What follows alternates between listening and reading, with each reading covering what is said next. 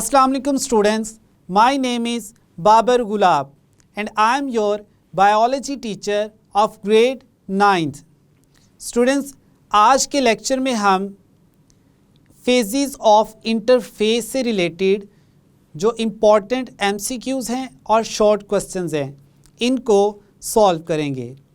तो इन MCQs और short questions को सॉल्व करने के लिए चलते हैं वाइट बोर्ड की तरफ।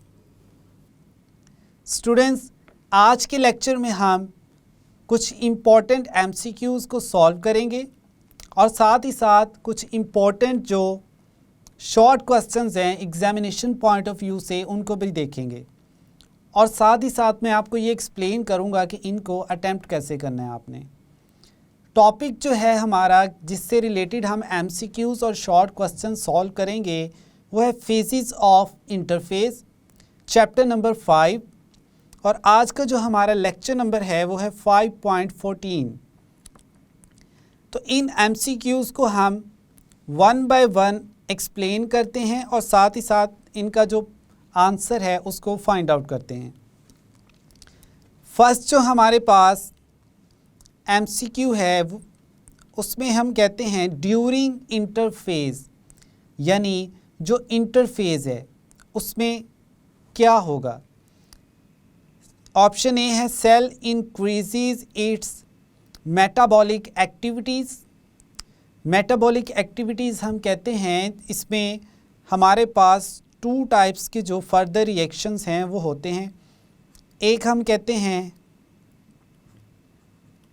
कैटाबॉलिज्म और जो दूसरा है हमारे पास वो है एनाबॉलिज्म। इनको ओवरऑल हम कहते हैं मेटाबॉलिज्म। जो कैटाबॉलिज्म है इसमें हम कहते हैं कि कॉम्प्लेक्स मॉलिक्यूल्स जो हैं वो ब्रेक करते हैं और एनर्जी प्रोड्यूस होती है इसमें, यानी इसमें हम कहते हैं एनर्जी प्रोड्यूस और प्रोड्यूसेस। और जो एनाबॉलिज्म है इसमें हम कहते हैं एनर्जी कंज्यूम्स, यानी इसमें एनर्जी जो है वो यूज़ होती है। अब हमें पता है कि जो इंटरफेस है उसमें सेल की जो मेटाबॉलिक एक्टिविटीज़ हैं वो इंक्रीज़ करती हैं, तो हमारा ऑप्शन ए आंसर हो सकता है। बाकी ऑप्शंस को भी हम देखते हैं। इस पे हम एक डॉट लगा देते हैं कि जी ये हमारा जो है ये आंसर हो सकता है। नेक्स्ट हम देखते हैं duplication of chromosomes take place, यानी जो क्रोमोसोम्स हैं वो डबल होते हैं। ऑप्शन सी है हमारे पास parent cell is divided into 2 daughter cells. क्या पेरेंट सेल जो है वो इंटरफेस में ही डिवाइड करता है? तो ये तो हमारा ऑप्शन जो है वो नहीं है। अब हमारे पास जो ऑप्शन बी है इसको हम अगेन देखते हैं duplication of chromosomes take place. Interface जो है इसकी हमारे पास फर्दर फेजेस हैं जिसमें हमने स्टूडेंट्स एक्सप्लेन किया था G1 फेज़ को, S फेज़ को और थर्ड जो इसकी फेज़ थी वो थी हमारे पास G2 फेज़।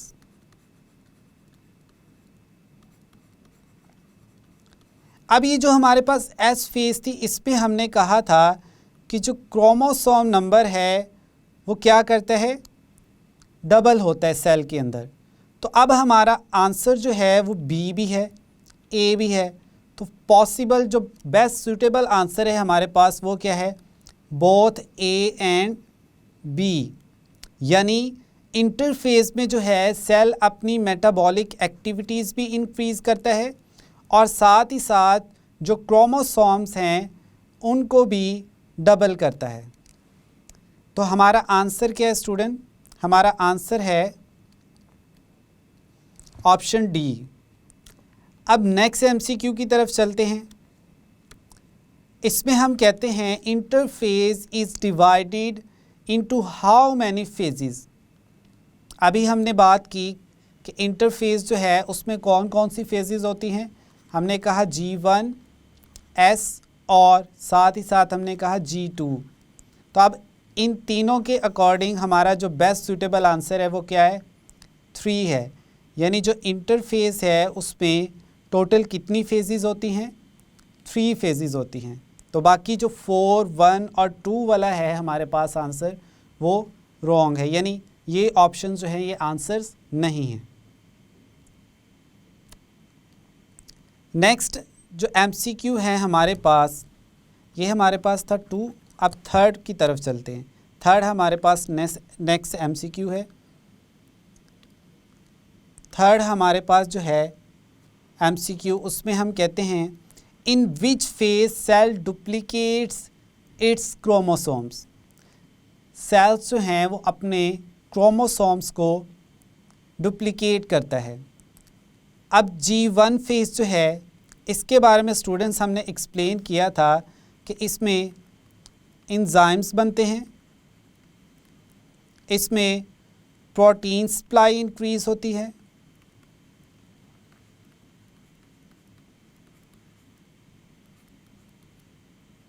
फिर हमने G1 फेज़ में कहा था कि कुछ ऑर्गेनेल्स जो हैं उनका नंबर इंक्रीज़ किया जाता है। लाइक हमने बात की थी राइबोसोम्स और माइटोकॉन्ड्रिया की। अब ये जो सारे फंक्शंस हैं या जो इवेंट्स हैं जो G1 फेज़ में हो रहे हैं, इनमें कहीं भी क्रोमोसोम जो डुप्लीकेशन है उसको हमने एक्सप्लेन नहीं किया था। फिर हम देखते हैं ऑप्शन बी हमारे पास है G2 फेज़।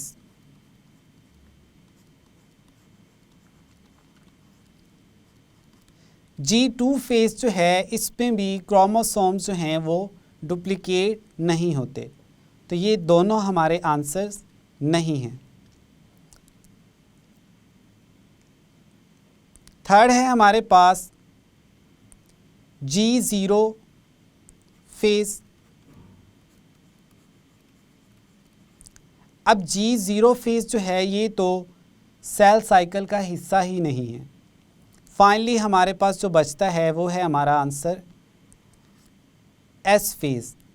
S जो है stands for synthesis,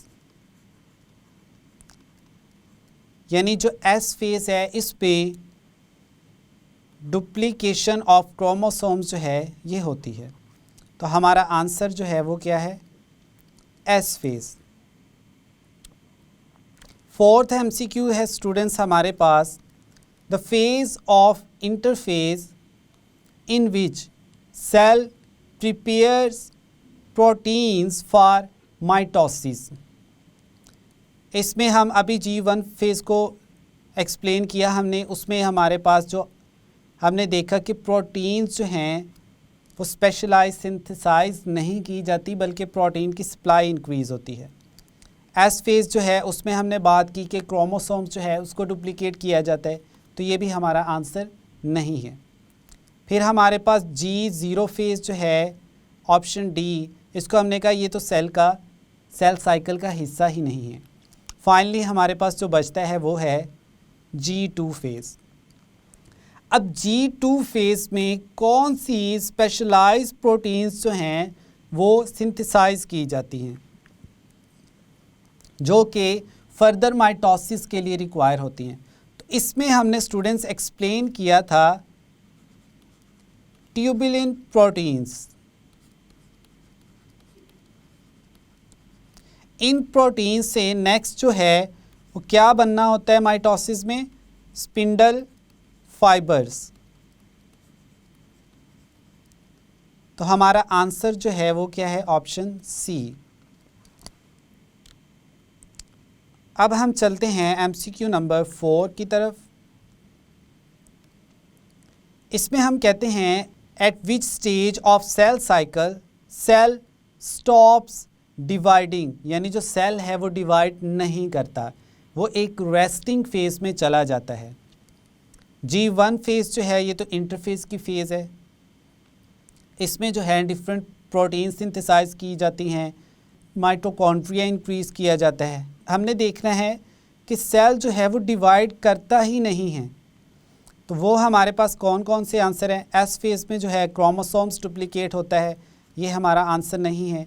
G1 phase में हमने अभी बात की कि ऑर्गेनेलिस जो हैं उनका नंबर इंक्रीज़ किया जाता है, ये सेल साइकिल का हिस्सा है G1 फेज़। फिर G2 फेज़ जो है इसमें भी स्पेशलाइज्ड प्रोटीन्स बनाई जाती हैं लाइक ट्यूबुलिन प्रोटीन्स, तो ये भी हमारा आंसर नहीं है। फाइनली जो हमारे पास बचता है वो है G0 फेज़। G0 फेज़ जो है इसको हम कहते हैं फेज़ ऑफ इनएक्टिवनेस।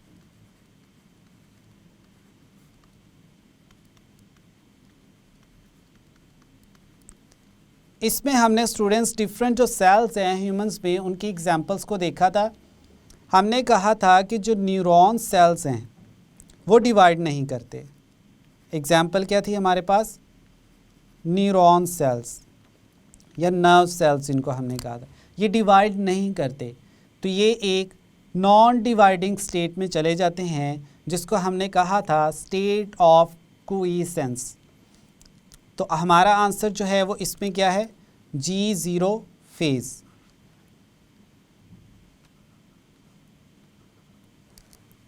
अब नेक्स्ट चलते हैं हम, इसमें हम देखते हैं inhibition of dash synthesis during G2 phase prevents cell from undergoing mitosis। G2 phase में क्या सिंथेसाइज किया जाता है? हमने बात की इसमें ट्यूबुलिन सिंथेसाइज की जाती है। अब ये ट्यूबुलिन जो है ये क्या है? क्या ये माइटोकॉन्ड्रिया है? माइटोकॉन्ड्रिया नहीं है, ये हमारा आंसर नहीं है। नेक्स्ट हम कहते हैं राइबोसोम्स, तो राइबोसोम्स भी हमारा आंसर नहीं है। थर्ड हम देखते हैं प्रोटीन्स, तो ट्यूबुलिन्स जो हैं ये प्रोटीन्स हैं। अगर आप इंटरफेस की जो G2 फेज़ है उसकी साइड बॉक्स में देखें तो उसमें एक्सप्लेन किया हुआ है कि कुछ प्रोटीन्स जब सिंथेसाइज नहीं होती तो सेल फिर फर्दर डिवाइड नहीं करता। तो हमारा आंसर क्या है स्टूडेंट्स? प्रोटीन्स।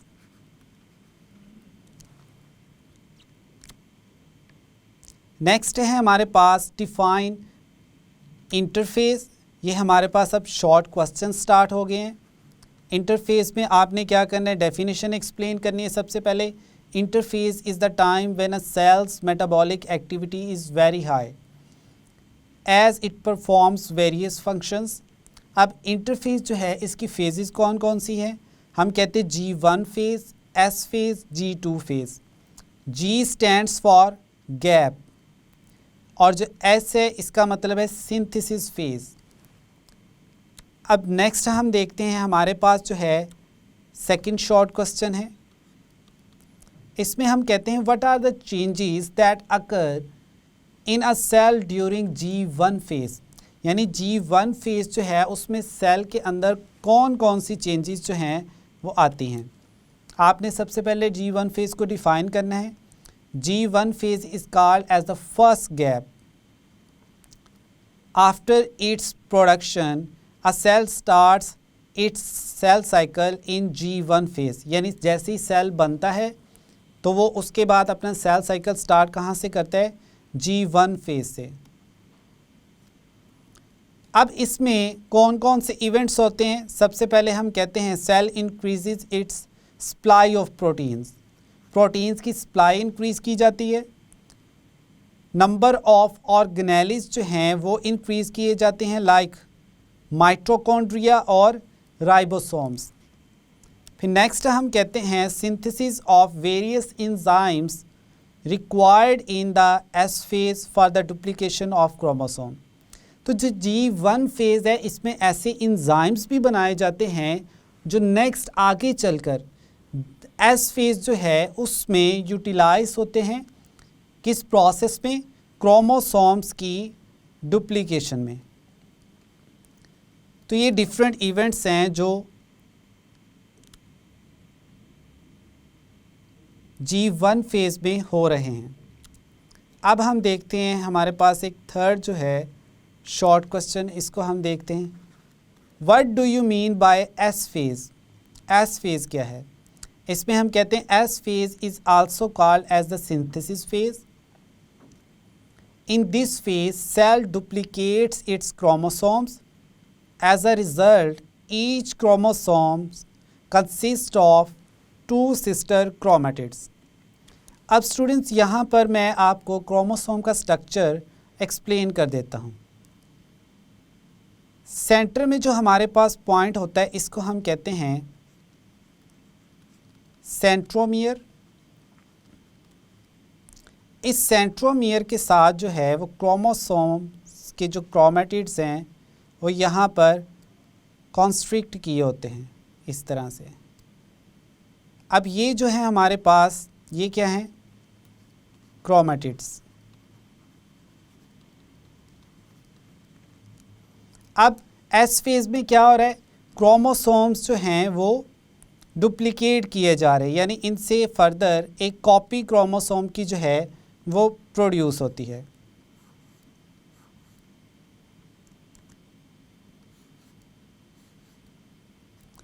अब ये जो क्रोमोसोम्स होता है इसमें एक्चुअली होता क्या है? इसमें जीन्स प्रेजेंट होती हैं।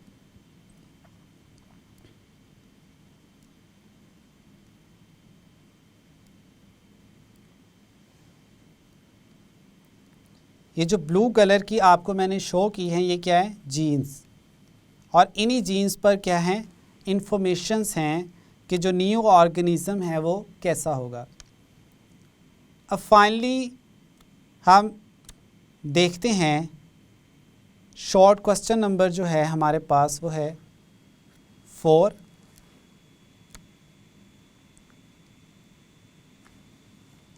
इसमें आपसे पूछा जा सकता है ब्रीफली एक्सप्लेन G0 फेज, यानी G0 फेज जो है इसको एक्सप्लेन करें। अब इसमें आपने क्या करना है? कोई भी शॉर्ट क्वेश्चन है सबसे पहले आपने उसको डिफाइन ज़रूर करना है। G0 फेज में हम कहते हैं cells that have temporarily or permanently stop dividing, जो कुछ देर के लिए क्या है या परमानेंटली डिवाइड करना छोड़ देते हैं। Are said to have entered in a state of quiescence, या जिसको हम इनएक्टिवनेस की स्टेट भी कहते हैं। तो इस ओवरऑल फिनोमिना को हम क्या कह रहे हैं? G0 phase. अब एग्जाम्पल्स हैं हमारे पास न्यूरॉन सेल्स। ये इनडेफिनेट पीरियड के लिए जो है G0 फेज में चले जाते हैं, यानी ये डिवाइड नहीं करते। नेक्स्ट है हमारे पास some cells of liver and kidney enter G0 phase for semi permanently period. ठीक है, यानी जो हमारे पास लिवर और किडनी के सेल्स हैं ये कभी इनएक्टिवनेस स्टेज में चले जाते हैं और जब इन्हें चांस मिलता है तो ये डिवाइड भी कर लेते हैं। और जो कंटिन्यूसली डिवाइड करते हैं वो है हमारे पास एग्जाम्पल स्किन सेल्स की, या हम कहते हैं सोमैटिक सेल्स।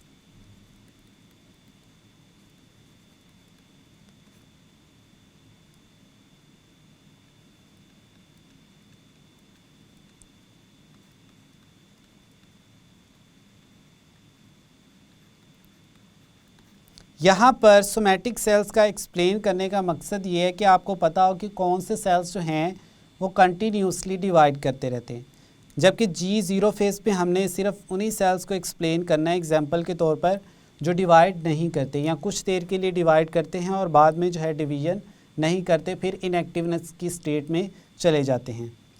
तो यहाँ तक स्टूडेंट्स आज का था हमारा लेक्चर, जिसमें हमने कुछ important MCQs phases of interface से रिलेटेड और साथ ही साथ कुछ इम्पॉर्टेंट शॉर्ट क्वेश्चन जो हैं उनको एक्सप्लेन किया।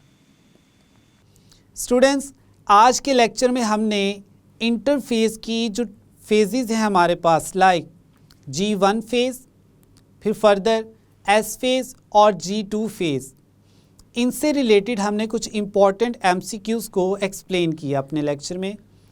ये MCQs और शॉर्ट क्वेश्चंस बहुत ही इम्पॉर्टेंट है, आपने इनको अच्छे से जो है वो रिवाइज भी करना है और लर्न भी करना है। तो मिलते हैं नेक्स्ट लेक्चर में। अल्लाह हाफिज़।